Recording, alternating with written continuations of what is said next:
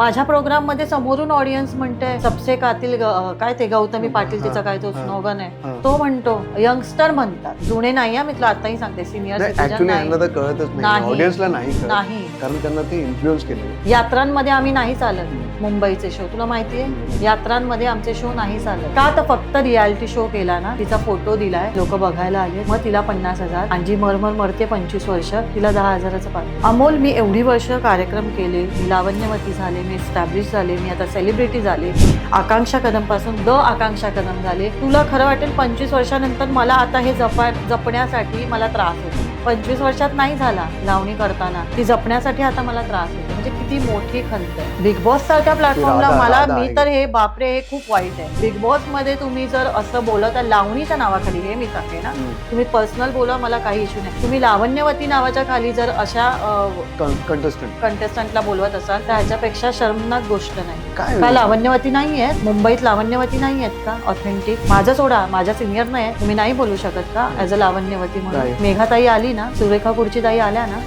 मग तशा अजून लावण्यवती नाही आहे, त्यांना बोलवा. आमचा तर नंबर लागेल तेव्हा लागेल, तर अशांना बोलवा. फक्त फॉलोअर्स बघून बोलवता, त्यात पण फॉलोअर्स काय 20-30 हजाराचे फॉलोअर्स, त्यांना तुम्ही बोलवता बिग बॉस सारख्या मोठ्या प्लॅटफॉर्मला. लाईनीत सरसकट 10 पोरी उभ्या राहिल्यात, हे सगळं तिकडे होतं बिहारमध्ये. ट्रकवर उभ्या राहतात त्या भोजपुरी डान्सर्स, त्या उभ्या राहतात, मग ते त्यांचं कल्चर तिकडे राहतं. तुम्ही मुंबईत कशाला आणता, आपल्या महाराष्ट्रात कशाला आणता हे कल्चर?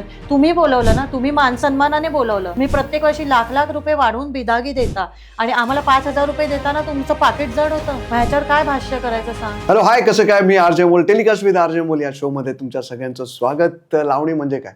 लोककला, अभिनय, गाणी, नृत्य आणि अशीच नृत्य सुंदरा माझ्या शेजारी आहे, ती म्हणजे आकांक्षा कदम.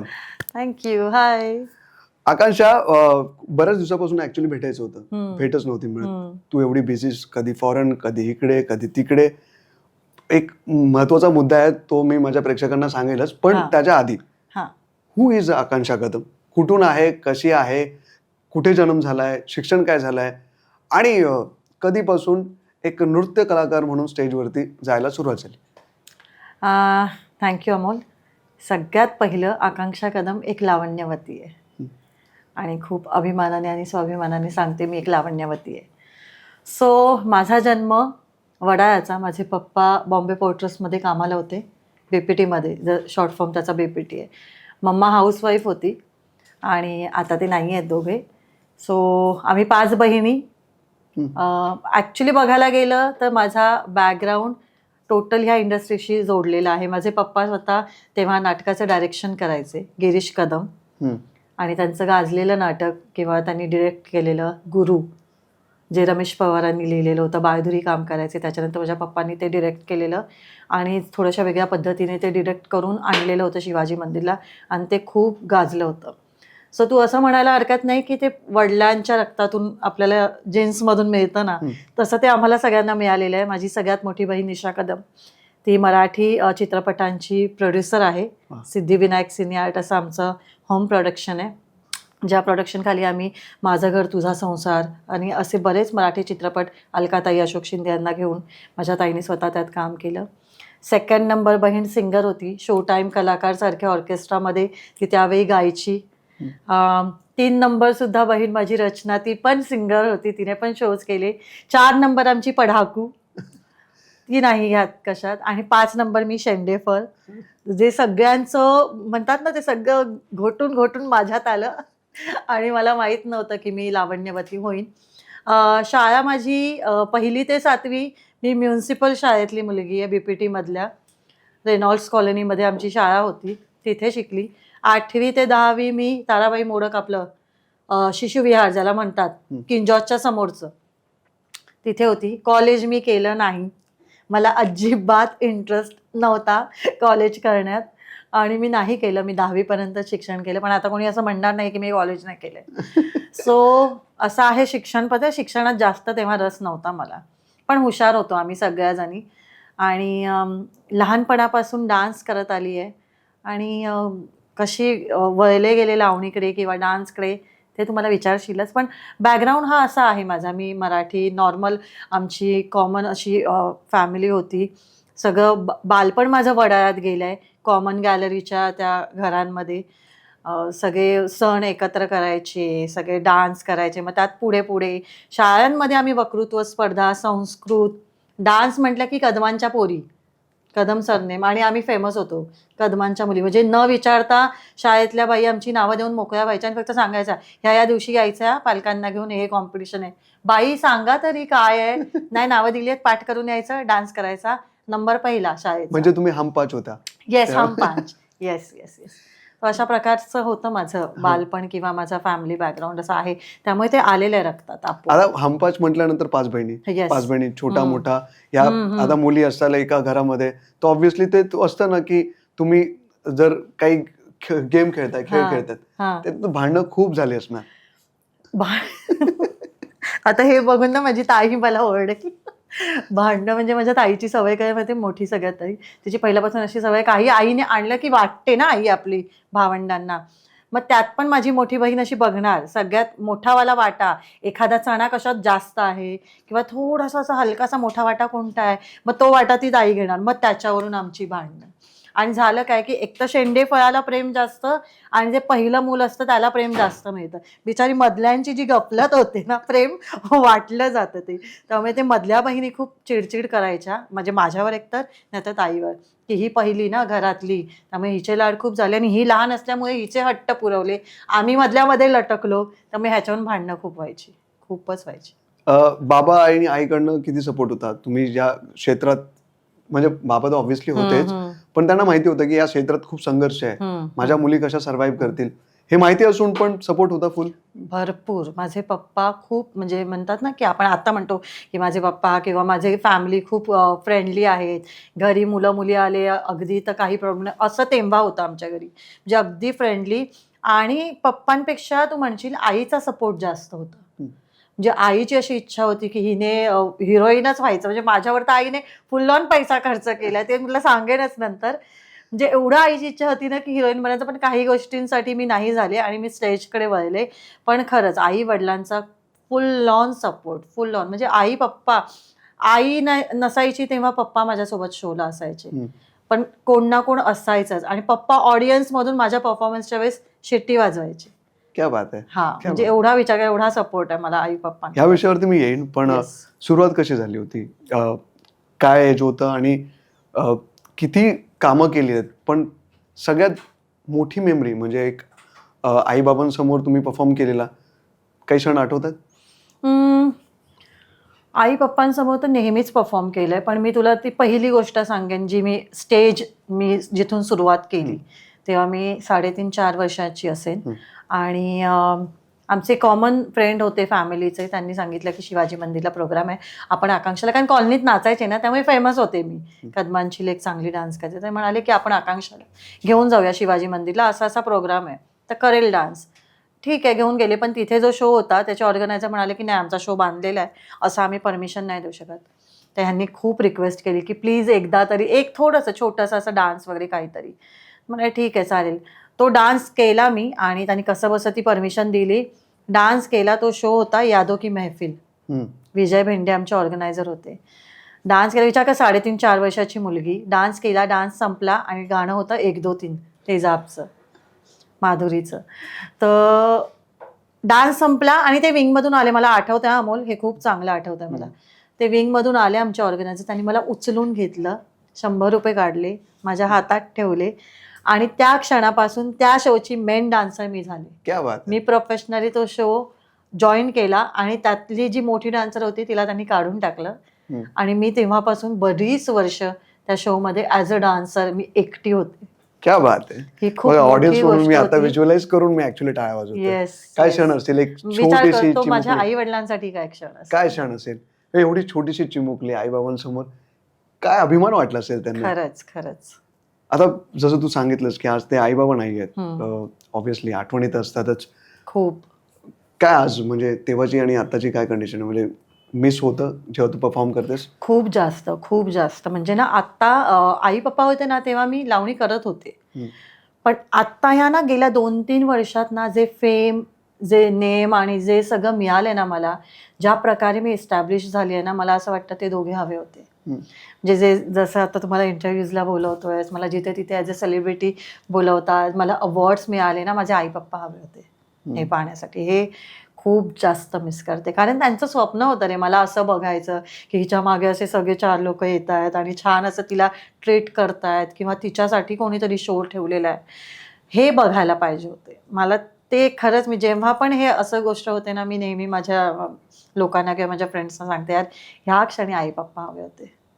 कारण कसं, सॉरी मी तुला इंटरप्ट करते, बट कसं असतं ना, ते स्ट्रगल करताना वगैरे असतातच सोबत, पण जेव्हा अचीव्ह करतो ना आपलं बाळ, तो जो काय आनंद त्यांच्या डोळ्यात असतो ना, ते पाहायला आपल्याला असं वाटतं ना, आपले आई पप्पा यार ये अवॉर्ड मेरे हात में, माझे आई पप्पा समोर पाहिजे होते. मी मध्ये तुला भेटलेलो, तू तिकडे पण आय थिंक आपण एका कार्यक्रमात होतो, मी वेगळ्या चॅनलला होतो तेव्हा पण तू तुझ्या आईला काहीतरी समर्पित करून तो अवॉर्ड किंवा काहीतरी होतं, तेव्हा तू ते सांगितलेलं. ती व्हिडिओ व्हायरल झाली, तुम्ही पेजवरती जाऊन बघू शकता आमचा व्हिडिओ. तर तो मला तेव्हा वाटलं नव्हतं की तुझी फ्लॅशबॅक स्टोरी अशी असेल, पण धन्य आहे, जर त्या असत्या तर आज अभिमान नक्की झाला असता. आणि मी इथून सांगेन, मम्मी मी खूप तुझ्या लेकीने ते अचीव्ह केलेलं आहे. पप्पांना पण सांगेन, पप्पांसाठी तर मी मुलगाच होते. तुला खोटं वाटतं, मला मुलासारखंच व्हायचं, बॉयकट वगैरे असा फुल, कारण मुलगा नाही ना, मग ते सगळी इच्छा माझ्यावर पूर्ण करायचे. आणि मी इथून सांगेन की आई पप्पा मी खूप हॅपी, आणि मी खूप सुंदर प्रकारे, छान प्रकारे सगळं अचीव्ह केलेलं आहे. बट मिस करते तुम्हाला, तुम्ही पाहिजे होते. आज वेल नोन नेम झालेला आहे, स्टॅब्लिश तू झालेली आहेस. अनेक मुलींना सुद्धा तुझ्यामुळे कामं मिळाली आहेत, की मुलांना सुद्धा कामं मिळाली आहेत. एक कलाकार म्हणून तू तुझं आयुष्य जगतेस, जगत आलेली आहेस. आता अपडाऊन्स तर ऑब्व्हियसली सगळ्यांच्या आयुष्यात येतात. मध्ये असा कुठला काळ होता जिथे तुला वाटलं की नाही यार, आता हे स्टॉप करायला पाहिजे आपल्याला? फायनली फॅमिली कडनं तर सपोर्ट होता, पण कुठे कधी असं वाटलं तुला की नाही इतकं करते पण कुठे यश मिळत नाहीये? आज कुठेतरी ते मिळताना दिसतंय, पण कधीतरी एक काळ असेल त्या क्षणी तुला वाटलं असेल नको आता काय करू? तुला एक सांगू, हे जे आता तुम्हाला विचारलंस ना, हे मला आत्ता नाही जाणवलं की लावणीचे शो किंवा स्टेज शोज, पण हे जे मी तुला मगाशी म्हटलं की मी स्ट्रगल केलं आणि मग काही, तेव्हा मला हे जाणवलेलं. मी तुला आता हे सांगेन की बेसिकली ना, मी हिंदी डान्सर आहे. मी वेस्टर्न डान्स करायची, ऑर्केस्ट्राज असायचे तेव्हा, बरोबर? तर त्याच्यात कसं असायचं, एकच डान्सर, तिनेच हिंदी डान्स करायचा, तिनेच मराठी लावणी करायची, एक लावणी एक हिंदी. तर मी बेसिकली हिंदी डान्स करायची तेव्हा, छम्मा छम्मा, छैया छैया या गाण्यांवर. आणि लावणीत मला यायचं नव्हतं, म्हणजे लावणीचा संबंधच नव्हता. आणि मी तेव्हा कंटाळायचे, ती साडी नेसावी लागायची, आई साडी नेसवायची ना, मग ते क्लिप्स लावायचे पायाला, म्हणजे अरे आई कंटाळा येतो यार, नको ना, असं मी नाही म्हणायची, लावणी नको यार, नको. ऑर्गनायझर मला लावणी चाहिए क्या, हा लावणी ते लगेगी. आणि तेव्हा मी ढोलकीच्या तालावर करायचे, तेव्हाची म्हणजे अशी छान अशी लावणी म्हणजे ढोलकीच्या तालावर ती करायचे. सो ना, ते करता करता माझा स्ट्रगल चालू होता फिल्मसाठी स्ट्रगल चालू होता. मी तुला असं म्हटलं, आईने खूप केलं माझ्यासाठी, म्हणजे माझ्या पोर्टफोलिओसाठी आईने तिचं मंगळसूत्र म्हणजे गहाण ठेवलं, मग ते गेलं, परत आलं नाही. ॲक्टिंग क्लास केलं मी, किशोर नमित कपूर यांच्याकडे ॲक्टिंग क्लास केला आहे मी. सो हे सगळं करताना ना, स्ट्रगल चालू होतं, खूप स्ट्रगल केलं, बरेच ऑडिशन्स दिल्या. आणि त्यावेळेस ना, मला वाटतं अमोल मी 16-17 वर्षांची असेल, मे बी 15-16 वर्षांची. आणि तेव्हा पोर्टफोलिओ करताना जयेश सेठ यांच्याकडे मी माझं पोर्टफोलिओ शूट केलं आहे. तर तेव्हा लगान पिक्चरसाठी आमिर खान मुलगी शोधत होता, न्यू कमर, जो ग्रेसी सिंगला मिळाला. आणि ते म्हणाले की तुझा ना फेस आहे त्या टाईपचा, जसा तो मुलगी शोधतोय तो तू ट्राय कर. पण तिकडे गेले तर कळलं ऑलरेडी तिचं सिलेक्शन झालं होतं. त्याच्यानंतर एका मोठ्या मूवीसाठी मला विचारणा आली, मी गेली, ऑडिशन दिलं, आणि सगळं झालं. उद्या या 2-3 दिवसांनी, आणि ड्रेसचं मेजरमेंट वगैरे सगळं घ्यायला बोलवलं त्यांनी. आणि तेव्हा ना, मला बोलता यायचं ना, मी लहान रे, मी कसं व्यवहाराचं सगळं बोलणार. त्यामुळे ताई यायची माझी मोठी. सो ताईला ना, ते मी त्यांचं नाव नाही घेणार, मोठे इंडस्ट्रीचे हिंदीचे डायरेक्टर आहेत ते, त्यांनी ताईला वेगळं घेतलं आणि मला वाटतं बेटा बैठो, मैं दीदी के साथ बात करता हूँ. आणि मग त्यांनी तिला विचारलं असं असं आहे, सो आप उनको बोलिए कि सब है फाइनल, लेकिन आपको कॉम्प्रोमाइज करना पडेगा उसको. आणि तुला खोटं वाटेल अमोल, ह्याचा कॉम्प्रोमाइज, ह्याचा अर्थ पण मला तेव्हा माहित नव्हता, खरंच नव्हता. एक तर मी मराठी मीडियम, इंग्लिशचा कुठे आपला पालाच नाही कुठे, तर कॉम्प्रोमाइज कशाला म्हणते हेच मला माहित नव्हतं.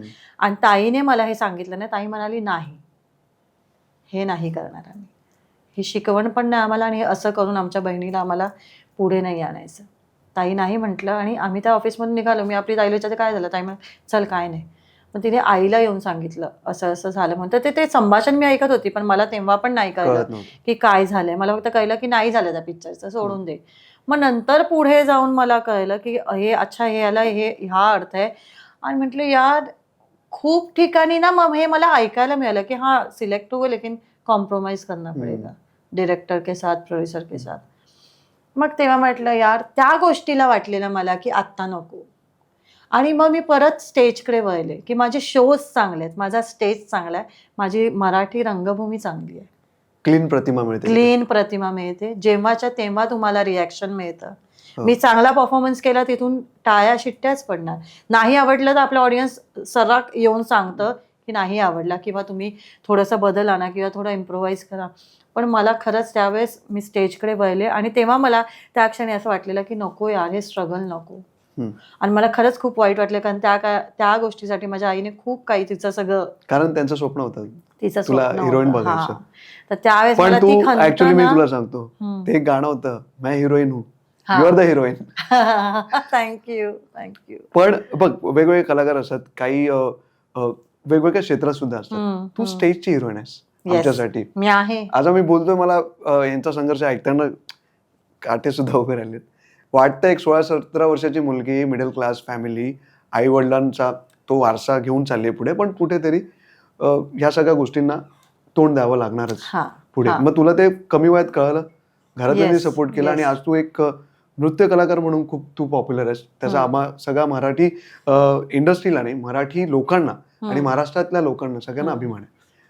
थँक्यू. दुसरं, हे तर मराठीत पण चालू असेल, मराठीत पण ह्या गोष्टी होतातच. अनेक आपण किस्से ऐकतो. कलाकारांमध्ये सुद्धा या गोष्टी तुला फेस कराव्या लागल्या असतील. अशा काही आठवणी आहेत किंवा तुला असं वाटतं की तू त्या गोष्टी नेहमीच इग्नोर केल्यास, किंवा असा कुठला अपमान जो आहे जो त्यावेळी जेव्हा तू लहान होतीस तेव्हा नेहमी सहन करावा लागला? की कारण मी ऐकलंय, मी पण स्टेज शो अँकरिंग करतो, तर मला माहिती आहे की पर तुच्छ लेखलं जातं. म्हणजे काय अँकर किंवा काय कलाकार, कोण लावणी करणारी. तर या पद्धतीची जी भाषा असते, ह्या सगळ्यांना काय तोंड देणार आहेस, कसं उत्तर देऊ शकतेस, किंवा काय बोलू इच्छितेस?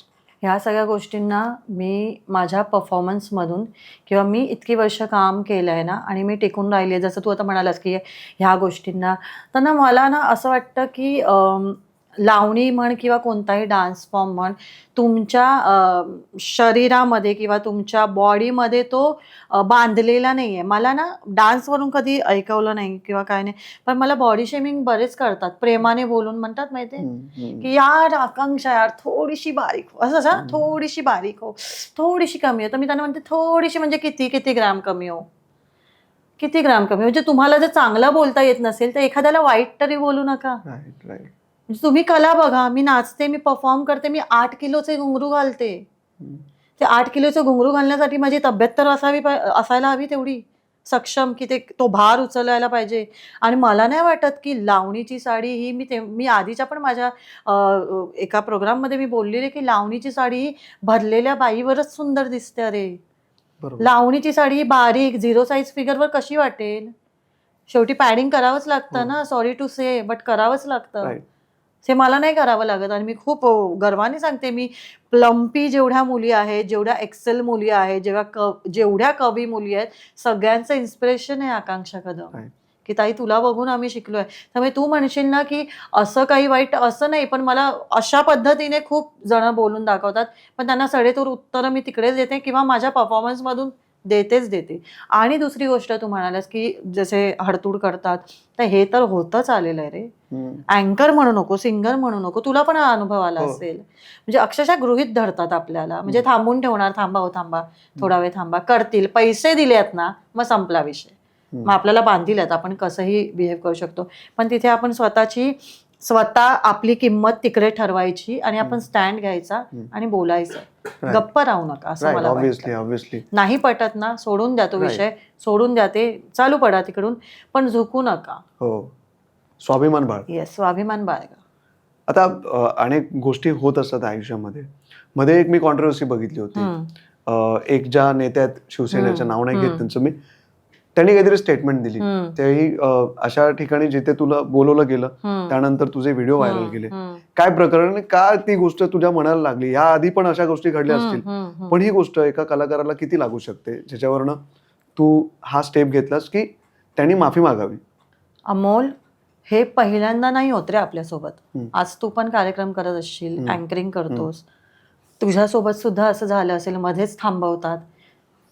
सॉरी, आपल्याला परफॉर्म करताना किंवा आपल्याला काही बोलताना किंवा गाताना थोडं तरी कोणी इंटरप्ट केलं तरी आपण असे पटकन बघतो किंवा त्यांच्याकडे रिॲक्ट होतो. पर्टिक्युलर तुला कोणी थांबवलं परफॉर्म करताना की थांबा, हां तुला कारण काहीतरी वेगळं मिळतंय थांबण्याचं, की थांबवा, असं असं कारण आहे, त्यांना उशीर होतोय, बऱ्याच ठिकाणी जायचं आहे, असं सांगून थांबवलं तर तू थांबणार की हां ठीक आहे, त्यांचा वेळ महत्त्वाचा आहे, थांबते मी. उतरली मी खाली उतरून थांबली. जर तुम्हाला घाई आहे तर माणूस 5 मिनिटात निघेल अमोल, 25 मिनिटं भाषण नाही देणार ना. राईट. 25 मिनिटं तुम्ही बोलताय आणि तुमच्या बोलण्यात तुम्ही एवढं मोठं स्टेटमेंट करता की छत्रपतींनी आपल्या दरबारात बाया नाचवल्या नव्हत्या, बायका नाचल्या नव्हत्या, असं स्टेटमेंट देताय तुम्ही. ते पण ऐकून मी गप्प बसली आहे मागे. बाया म्हणजे काय असतं रे? हे काय बोलायची पद्धत आहे की नाचवल्या नव्हत्या? तुम्हाला इतिहास माहीत नाही आहे का? तिथपर्यंत मी जात पण नाही, मग तो काहीतरी वेगळा होईल. मला फक्त माझ्या लावणीबद्दल बोलायचं आहे. ते झाल्यानंतर तुम्ही निघून जाता आणि तुम्ही प्लस निरोप पाठवता अमोल की सुरेख प्रोग्राम चालू आहे, त्यात लावणी घेऊन त्या कार्यक्रमाला गालबोट लावू नका. एवढं मोठं स्टेटमेंट करता तुम्ही. ज्या गोष्टीला घेऊन तुम्ही मिरवता लावणीला घेऊन, जे तुमच्या प्रत्येक प्रोग्रामला तुम्हाला लावणी लागते, तुमच्या अवॉर्ड फंक्शनला तुम्हाला लावणी लागते. आज एक चित्रपट दाखव ज्यात आयटम सॉन्ग म्हणून लावणी आता घेत नसतील. राईट. मी आयटम सॉन्ग म्हणेन. लावणीला आता तो दर्जाच गेला लावणीचा, चित्रपटांमध्ये पण ॲज अन आयटम सॉन्ग सारखंच लावणी प्रेझेंट करतात. तिथे तुम्हाला लावणी लागते. तुम्हाला तुमचे राजकीय प्रोग्राम असतील तिथे तुम्हाला वाद्यवृंद लागतो का? लोक गोळा करायला आधी. आणि तुम्ही त्याच कलाकारांचा, त्याच कलेचा तुम्ही अशा रीतीने अपमान करता, लावणीचा अपमान. मग तुम्ही मिरवता कशाला? तेच मी म्हटलं, तुम्ही मिरवू नका की लावणी आमची शान आहे आणि लावणी आमचं ह्याव आहे आणि त्याव आहे. नका मिरवू. पण मग हीच लोक आहेत ना, म्हणजे पॉलिटिशियनच आहेत जे कलाकारांना बोलवतात, मग त्या कलाकारांचा अपमान सुद्धा होतो काही ठिकाणी. मग बोलवतातच कशाला? मग नका बोलवू ना. गर्दी जमवायला, म्हणजे वापर करणार. येस, हे राजकारणीच खूप चांगल्या पद्धतीने करू शकतात. येस. ज्या शीतल म्हात्रे, ज्या शिवसेनेच्या शिंदे गटातल्या नेत्या आहेत, त्या म्हणतात, पण त्यांच्याच पक्षातले एक नेते आहेत प्रकाश सुर्वे नावाचे, त्या तर गौतमी पाटीलला सुद्धा नाचवतात. हो, हे मला आता कळतंय. हे सगळं झाल्यावर जेव्हा प्रकरण आलं तेव्हा तुला खोटं वाटेल अमोल, मला कमेंटमध्ये हे सगळे आले की ताई असं असं आहे, तुम्ही हे बघा व्हिडिओज. त्यांच्याच याला हंडीला प्रत्येक वर्षी न चुकता गौतमी पाटील असते. मग तो पण एक सांस्कृतिक फेस्टिवल आहे. मग तुम्ही हंडीला, मग मी हे म्हणेन की हंडी हे श्रीकृष्णाची आहे, आपण देव मानतो त्याला, मग तेव्हा तुम्ही लावणी ठेवता, तेव्हा चालतं. गरबाला सुद्धा काही कलाकारांना बोलून तिथे किंवा वेगवेगळ्या कलाकारांना हेच चालू आहे आपल्या इथे. नवरात्रीच्या वेळेस पण परफॉर्मन्स ठेवता ना तुम्ही स्टेजवर, किंवा दिवाळी पहाट असेल, दिवाळी पहाट असू दे, व्हिडिओ टाकलाय, पाडवाची पहाट असू दे, काही असू दे, तेव्हा तुम्हाला चालते. मग जिथे मी पूर्ण झाकलेली, माझा कोणता एखादा व्हिडिओ कोणीतरी शोधून काढावे की आकांक्षाने वल्गर लावणी केली आहे किंवा आकांक्षा लावणीला सोडून काहीतरी नाचलेली आहे, तर मी लावणी सोडेन अमोल. मी खरंच तुझ्या पॉडकास्टमध्ये सांगते, कारण मी एवढी हक्काने आणि एवढी गर्वाने बोलते ना, कारण मी काम केलंय का, ह्या लावणीने मला दिलंय, तर बट ऑब्वियस मी ह्या लावणीला काहीतरी देणं लागते. जर माझ्या कलेला कोण बोलत असेल तर मी आवाज उठवणार आता. आणि माझ्या नंतरच्या पिढीने का हे सहन करावं? बरोबर आहे.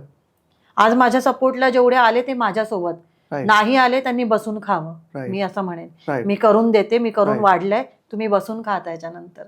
पण मी आवाज उठवणार. आणि जे माझ्यासोबत आले, माझा लावणी कलावंत महासंघ, माझा निर्माता संघ, सगळे माझ्या सपोर्टला आले, माझ्या लावण्यवती मैत्रिणी आल्या. आणि कालच आम्ही तातडीची बैठक घेतली ह्याच्यावर, आणि खूप चांगला पॉझिटिव्ह रिझल्ट येणार. माफी तर मागावी लागणार, ती पण जाहीर. तुम्ही अपमान केलात की नाही माझ्या कलेचा, माझा सोडा पर्सनल, माझ्या कलेचा अपमान केलात ना, मग तशी जाहीर माफी मागायची. आणि मला साहेबांवर विश्वास आहे, एकनाथ साहेबांवर विश्वास आहे, ते नक्कीच ह्याच्यात लक्ष घालणार आणि पॉझिटिव्ह रिझल्टच देणार आम्हाला. ह्याचा इम्पॅक्ट आणखीन एक मला असं वाटतं, जे गौतमी पाटील असतील किंवा आणखीन अशा काही डान्स करणाऱ्या ज्या कलाकार आहेत, तेही कलाकारच आहेत, पण मग त्यांच्यात आणि तुमच्यात तो जो फरक दिसतो, लावणीमध्ये तुमचं एक लोककला तुम्ही घेऊन चाललेला आहात, ती संस्कृती आहे, ठीक आहे, त्याला पण तेवढाच वाव आहे. पण ह्या लोकांना मानधन त्यापेक्षा जास्त ग्लॅमरस त्यांना, आणि त्यांना ट्रीटमेंट पण खूप चांगली दिली जाते. हे कशामुळे आलंय? हा कल्चर कोणी आणलाय? म्हणजे हे पॉलिटिशियनच लोकांनी आणलेला कल्चर आहे. दहीहंडी किंवा लॉकडाऊन पासूनच महाराष्ट्र बिहार होत चाललेला आहे. अगदी राईट. कारण याआधी आपण असे नव्हते बघितले. अगदी. तू सांग ना, कोणत्या स्टेजवर तू असं पाहिलंयस लाईनीत सरसकट 10 पोरी उभ्या राहिल्यात? हे सगळं तिकडे होतं बिहारमध्ये. ट्रकवर उभ्या राहतात त्या भोजपुरी डान्सर्स, त्या उभ्या राहतात. मग ते त्यांचं कल्चर तिकडे राहतं. तुम्ही मुंबईत कशाला आणता? आपल्या महाराष्ट्रात कशाला आणता हे कल्चर? तुम्ही बोलवलं ना, तुम्ही मानसन्मानाने बोलवलं. तुम्ही प्रत्येक वर्षी लाख लाख रुपये वाढवून बिदागी देता आणि आम्हाला 5,000 रुपये देताना तुमचं पाकिट जड होतं. मग ह्याच्यावर काय भाष्य करायचं सांग? आमच्या निर्मात्यांनी 25 आणि 30 हजारात शो करायचे आणि एकट्या डान्सरला तुम्ही 1.5, 2 लाख, 5 लाख हसत हसत देता. हे कोणी केलं? हे माणसांनी केलंय का? हे तुम्ही लोकांनीच मोठं केलं ना. राईट. तुम्ही लोकांनीच मोठ्या मोठ्या चॅनल्सने इंटरव्ह्यूज घेतले आणि आमचे इंटरव्ह्यूज घ्यायला आम्हाला स्वतःहून सांगावं लागतं, आमचे इंटरव्ह्यू घ्या, आम्हाला बोलायचंय. मग ह्याच्यापेक्षा मोठी खंत काय आहे रे?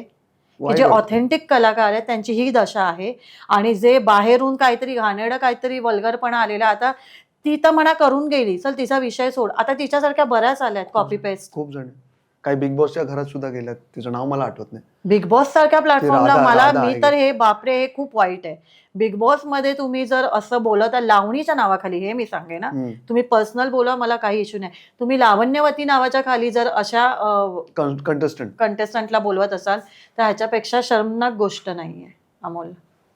काय लावण्यवती नाही आहेत मुंबईत? लावण्यवती नाही आहेत का ऑथेंटिक? माझं सोडा, माझ्या सिनियर नाही आहेत, तुम्ही नाही बोलू शकत का ऍज अ लावण्यवती म्हणून? मेघाताई आली ना, सुरेखा कुडची ताई आल्या ना, मग तशा अजून लावण्यवती नाही आहेत, त्यांना बोलवा. आमचा तर नंबर लागेल तेव्हा लागेल, पण अशा ना बोलवा. फक्त फॉलोअर्स बघून बोलवता, त्यात पण फॉलोअर्स काय 20-30 हजाराचे फॉलोअर्स, त्यांना तुम्ही बोलवता बिग बॉस सारख्या मोठ्या प्लॅटफॉर्मला. मग अशाने काय होतं? अच्छा, आणि सगळ्यात मोठी गोष्ट म्हणजे जसं तू म्हणालास ना की ह्याच्यात आणि त्याच्यात काय फरक आहे, कोणाच्या डान्सबद्दल आपल्याला बोलायचं नाही अमोल, किंवा कोणाच्या परफॉर्मन्सबद्दल बोलायचं नाही.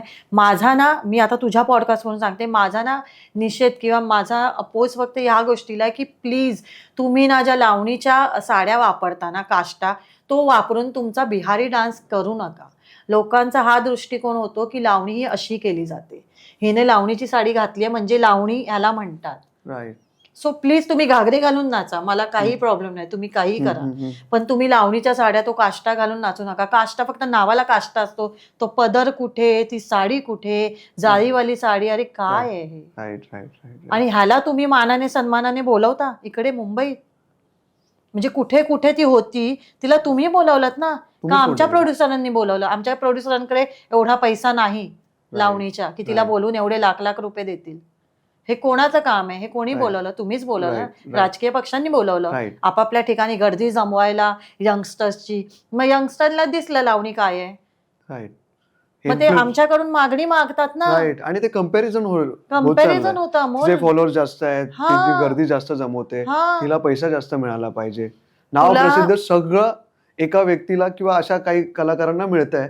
पण ज्या ऍक्च्युअल खरं कलाकार आहेत, जे कलेला जपतायत, त्या लोकांना कमी मानधन आणि कमी मानसन्मान मिळतोय. अगदी अगदी ह्या गोष्टींची खंत आहे खूप खूप. अरे मी तुला सांगते, मला असं विचारायचं, तू पण विचारलंस की तुला काय प्रॉब्लेम आहे का? अमोल, मी एवढी वर्ष कार्यक्रम केले, मी लावण्यवती झाले, मी एस्टॅब्लिश झाले, मी आता सेलिब्रिटी झाले, आकांक्षा कदम पासून द आकांक्षा कदम झाले. तुला खरं वाटेल 25 वर्षानंतर मला आता हे जपण्यासाठी मला त्रास होतोय. 25 वर्षात नाही झाला लावणी करताना, ती जपण्यासाठी आता मला त्रास होतो. म्हणजे किती मोठी खंत आहे की 25 वर्ष मी स्वतःला एस्टॅब्लिश केलं तेव्हा काहीच प्रॉब्लेम नव्हता. आत्ता जाऊन मी एस्टॅब्लिश झाले, सेलिब्रिटी झाले, आणि आत्ता मला त्रास व्हावा या गोष्टीचा?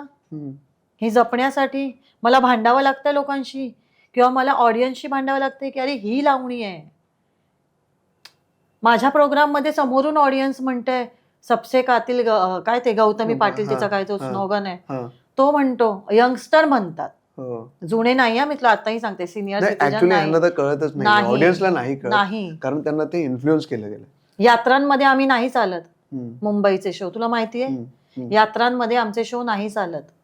काय रिझन? कारण का, आम्ही काठाच्या साड्या घालतो, आम्ही प्रॉपर लावणीचा कार्यक्रम करतो, गण गवळण करतो, लावण्या करतो. आम्ही गवळणीनंतर घागऱ्यांची साईज कमी करत येत नाही, त्यामुळे लावणीचे शो आमचे बंद करतात किंवा पैसे कमी देतात कट करून. तुम्ही ते गाणं नाही घेतलं, तुम्ही बैलगाडा नाही घेतलं, तुम्ही काय त्यांची गाणी पण यार मला नाही माहित, ती नाही घेतली, तुम्ही ते तशा साड्या नाही घातल्या, हे रिझन्स आहेत. ओके.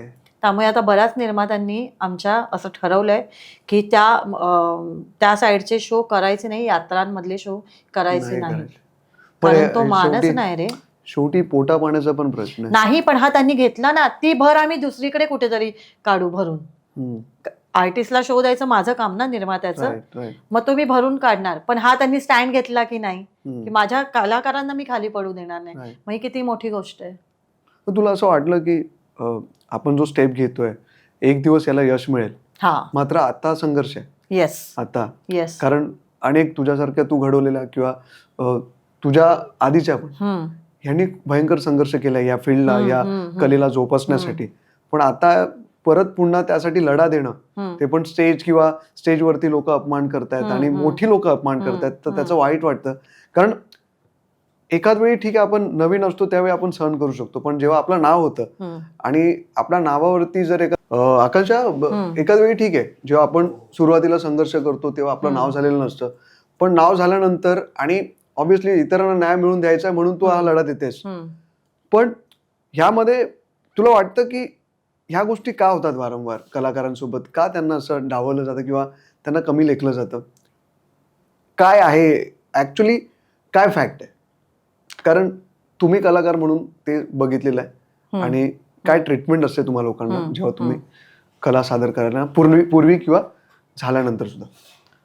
तुला असं नाही वाटत की ह्यात कलाकारांची पण चूक आहे किंवा ड्युअल जातं ते, असं तुला नाही वाटत का? तू थोडासा विचार कर. मी आता तुला सांगते की मी नेहमीच सांगते आपल्या कलाकारांना किंवा माझ्या को डान्सर्स असतील की यार प्लीज हाजी नका करू, किंवा तुम्हाला नाही पटत ना तर तेव्हा स्टँड घ्या की नाही, म्हणून मला नाही पटत आहे किंवा मी नाही करणार किंवा मला हे नाही जमत आहे. तुम्ही हा कराल, नाही म्हणायला शिका. हा करून त्यांना म्हणाल की हा ठीक आहे करतो, मग ती लोक गृहीत धरतात रे. ती लोक पैसे देत आहेत 3 तासाचे, मी तुम्हाला काम देतेय, त्याचा मोबदला देताय, तुम्ही मला विकत नाही घेतलं. त्या 3 तास हे माझं काम आहे. जसं आपण जॉब करतो, तुम्हाला महिन्याचा पगार मिळतो, तसंच आम्हाला 3 तासाच्या कामाचे पैसे मिळतात, बस तेवढा. तुम्ही त्याच्या पलीकडे जाऊन तुम्ही एखाद्या आर्टिस्टला गृहीत धरून तुम्ही त्याच्या कामाच्या ठिकाणी त्याचा इन्सल्ट करत असाल तर ते चुकीचं आहे. आणि तुम्ही आर्टिस्ट म्हणून तुम्ही त्याला स्टँड नाही घेत, तुम्ही ते सगळं सहन करता, ही तुमची चूक आहे. गृहीत धरतात केव्हा? जेव्हा तुम्ही हा करता ना, तेव्हा समोरचा माणूस गृहीत धरतो. आपण मैत्रीमध्ये पण म्हणतो ना, यार मला प्लीज ग्रांटेड घेऊ नकोस. तसंच आहे. तसंच तुम्ही एखाद्याला नाही तर नाही म्हणून स्पष्ट सांगा की नाही, मला नाही जमणार, मी नाही करणार, किंवा हे करता हे चुकीचं आहे, आमच्याशी असं वागू नका. तर दुसऱ्या वेळेस तो कसा वागेल? त्यामुळे हे दोघांची चूक आहे असं मला वाटतं. आर्टिस्टने पण तेवढं फर्म राहिलं पाहिजे की तुमची कला आहे, तुम्ही त्याच्यावर स्वाभिमानाने स्टँड घ्या. कोण नाही तुमच्यासमोर, म्हणजे कोण नाही तुमच्या सोबत उभं राहणार किंवा तुमच्यावर बोट असं करून कोणी बोलू नाही शकणार. मग ते कोणीही असू दे, समोरची ती पार्टी असू दे, आयोजक असू दे, नाहीतर राजकीय पक्षाचा कार्यक्रम असू दे. तुम्ही हा करता का, पुढे काम नाही मिळणार. अमोलने मला काम नाही दिलं तर, अमोल पुढच्याच बोलवलं नाही तर मग माझा तो तेवढा पेमेंट जाईल. काय जाईल? एका शोचं पेमेंट जाईल, 2 शोचं पेमेंट जाईल. पण हा बंद झाला तर देव हा तर दरवाजा उघडतो ना, दुसरीकडून काम मिळतं ना आपल्याला. थोडासा तो स्टँड घ्या असं मला वाटतं. स्वतः अब्रू घालून स्वाभिमान न बाळगणं हे ते चुकतो कलाकार, आणि मग तो हाजी करतच कला पण संपते त्याची आणि त्याला कामं मिळणंही बंद होतं. तुमच्या कलेवर तुमचा विश्वास हवा ना, टॅलेंट तुम्ही तेवढं तुमचं सक्षम करा ना, तरक्की झक मार के आपके पास आहे. क्या बात आहे. आता तुला हे नाही वाटत की मानधनामध्ये सुद्धा खूप फरक आहे? खूप जास्त. म्हणजे कलाकारांमध्ये वेगवेगळ्या कॅटेगरीज आहेत. कोणी मोठा सेलिब्रिटी असेल जो टीव्ही वरती दिसतोय, आणि कोणी छोटा कार्यक्रम करणारा व्यक्ती असेल त्याच्यात खूप मोठा डिफरन्स तुला मज्जा सांगते, रियालिटी शोज करतात, रियालिटी शोज करतात डान्सर्स, आणि त्या रियालिटी शो मधून बाहेर आल्यावर त्यांचे पेमेंटचे आकडे ऐकशील ना अमोल, तू चक्कर येऊन पडेल. म्हणजे मी पण विचार करते अशी बघून त्यांना, अरे बापरे आकांक्षा तू कुठे आहेस, खूप मागे आहेस अजून तू. फक्त त्या काळापुरताच असतो तो फेम. हा, त्याच्यानंतर कुठेतरी शोधावं लागतं त्यांना, रियालिटी शोच्या डान्सर्सना किंवा आर्टिस्टना. ती त्यांची खंतच आहे ती, त्या लोकांना ते टिकवता नाही येत. ते हवा इथे भरलेली असते, रियालिटी शो करतोय, तिथून बाहेर आलो, पहिल्या 6 महिन्यात 30,000 35,000 घेणार. अरे तेवढ्यात तर शो घेतो माझा निर्माता, तुला 35,000 देईल, मग आकांक्षा कदमला काय देईल? बरोबर, काहीतरी विचार करा. बरोबर. आणि मग तो पेमेंट असा होतो, आणि मग काही ठिकाणी त्यांना तो दिलं जातं, आणि आकांक्षा कदमला तुम्ही 10,000 देताय, आणि कालची मुलगी आलेली तिने फक्त एक रियालिटी शो केला म्हणून तुम्ही तिला 50,000 देताय. हे कुठे आहे सांग मला? का तर फक्त रियालिटी शो केला ना, तिचा फोटो दिलाय, लोक बघायला आलेत, मग तिला 50,000, आणि जी मरमर मरते 25 वर्ष तिला 10,000चं पाकिट. काय हे, ह्याच्यावर मी काय बोलू सांग? हे सगळीकडेच लागू आहे, तुला माहितीये, कॉर्पोरेट मध्ये पण सगळीकडेच लागू. जे बिचारे जुने आहेत ते मरतात, आणि जे नवीन आलेत ते सॅलरी वाढून घेतात. प्रॉब्लेम आज आहे आपल्या समाजाचा, आणि तो समजणं फार कठीण आहे. पण मला आज तुझ्यावर गप्पा मारताना तुला या कलेबद्दलचं जे प्रेम आहे, हे सगळं जाणवतंय. मला वाटतं की ती खंत आहे, जे नैराश्य सुद्धा होती, त्यातून पण तू एक खुश राहण्याचा खूप प्रयत्न केलास. कुठेतरी एक नाव केल्यानंतर जो अपमान होतो ना, तो सहन होत नाही. तो सहन होत नाही, बरोबर बोललास. आणि तू आज ते दाखवतेस, कारण तुझ्यात ती धमक आहे. आज तू इतके वर्ष इंडस्ट्रीमध्ये काम करते, तू लोकल आहेस. सगळ्यात इम्पॉर्टंट आहे की तू लोकांमध्ये जातेस.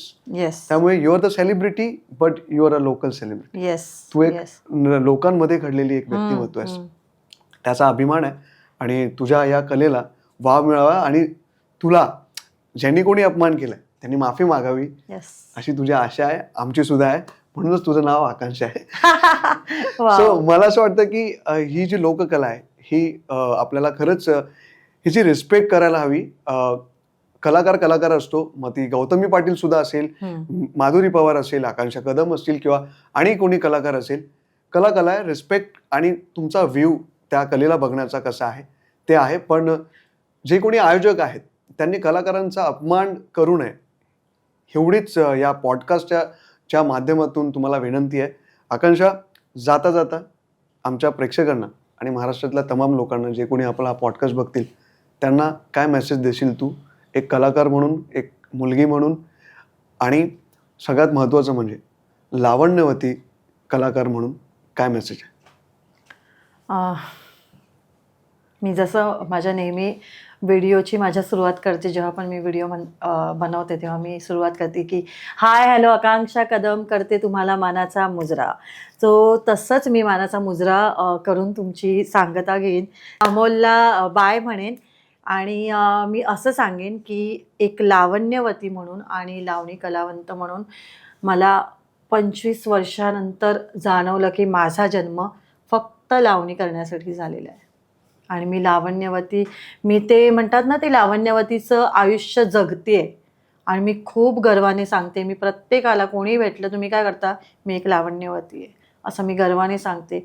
सो कोणत्याही कार्यात तुम्ही, म्हणजे तुम्ही काम करत असाल तर तुम्ही तुमच्या कलेचा, तुमच्या कामाचा स्वाभिमान बाळगा. कधीच कुठे प्लीज कोणासमोर झुकू नका, आणि कोणताही अन्याय म्हणा, अन्याय तर खूप मोठा असा शब्द वापरते, जे तुम्हाला नाही पटत त्याच्या काय म्हणतात ते, त्याच्या स्टँड घ्या त्या गोष्टीसाठी, आणि नाही म्हणायला शिका, आणि आपल्या कलेचा ना, कलेची इज्जत करा प्लीज. आणि असं काही होत असेल तर बोलायला शिका. लावण्यवतींना प्लीज मानाने एक स्थान मिळालं पाहिजे, लावणीला स्थान मिळालं पाहिजे, तर ते लावण्यवती टिकेल, आणि लावण्यवती टिकली तर आमचा निर्माता टिकेल, निर्माता टिकला तर अख्खा शोचा क्रू टिकेल. म्हणजे विचार करा, ही गोष्ट एवढूशा म्हणून ही किती मोठी आहे. हा आमचा परिवार आहे. आमचे कलाकार, लावणी कलाकार म्हणा किंवा निर्माते म्हणा, गायक, त्या सगळे आले, हा आमचा एक परिवार आहे. पूर्ण लावणी क्षेत्र आमचा परिवार आहे. मग त्यात तमाशा असो काही असो, सगळ्यांना आपापला मान मिळाला पाहिजे आणि त्यासाठी मी आज उभी राहिली आहे, माझ्या कलाकारांसाठी, माझ्या लावणीसाठी. सो प्लीज तुमचा सपोर्ट हवा की लावणीला कुठे आपण झुकू द्यायचं नाही आणि लावणी ही आपल्या महाराष्ट्राची शान आहे आणि ती नेहमी अशीच तोऱ्यात उभी राहिली पाहिजे जशी मी आज तोऱ्यात उभी आहे. क्या बात आहे.